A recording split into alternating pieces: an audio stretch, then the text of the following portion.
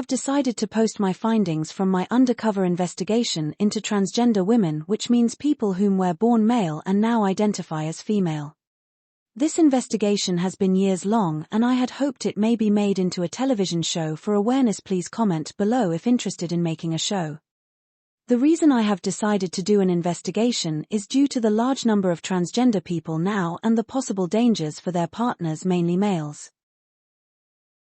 I first came across transgender people through porn website accidentally, which then lead to an unusual interest in finding out more, such as, are these people real females and how do some look good? The first real-life transgender I encountered was on holiday as a young kid, and I was at a bus stop and seen a woman in a wheelchair with a camera and a transgender beside her wearing revealing clothing roaring up and down the street, and then came up to the bench I was sitting on and slammed her leg on it to get pictures. I ran off scared. That was the first experience. The second experience would have been whilst also investigating dating apps. I was contacted by what appeared to be a girl that was attractive. Later, through a discussion, they confessed that they were transgender pre-op, not post-op. Pre-op means they still have penis and balls. Post-op means most of penis and balls removed and some penis skin made into artificial vagina. I, at the end of the conversation, said I had a girlfriend that wouldn't like this, and I was hit with abuse non-stop for 1 hour. Turns out the same transgender was due to be locked up in prison for causing brain damage, which ultimately the person lost their life due to a night out gone wild and an unprovoked attack. I then decided my investigation needed to move on from the more ordinary people to famous transgender people.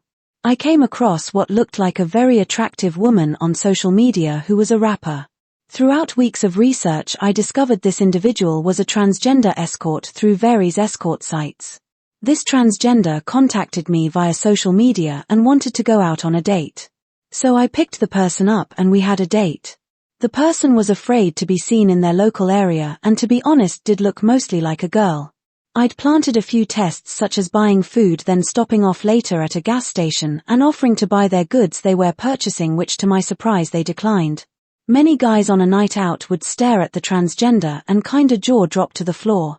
I decided to go somewhere more private to learn more about this person, and they turned out to be quite dirty, such as performing sexual acts on 2 brothers and having cold sores, and stating prostitutes are cleaner than girls in the club, and also admitting to many sexual adventures which were dangerous. Then the transgender would continue to say they would cut people out of their life with no warning and never think of them again. I concluded the date and continued in following days to test. Few texts, then I was blocked and are not spoken to. Transgender also can tend to have higher rates of sexual diseases and issues. I then decided to continue on in the investigation to see if maybe there are any good willing transgender people. So I was next to see a post-op person. The pictures were incredible, the voice on the phone was incredible, and in person nothing was similar. It was like a ghost of a person, and I decided to continue my undercover questioning. Turns out the person was involved in many different crimes and antisocial behavior and taking of dangerous substances. The behavior was quite erratic and dangerous.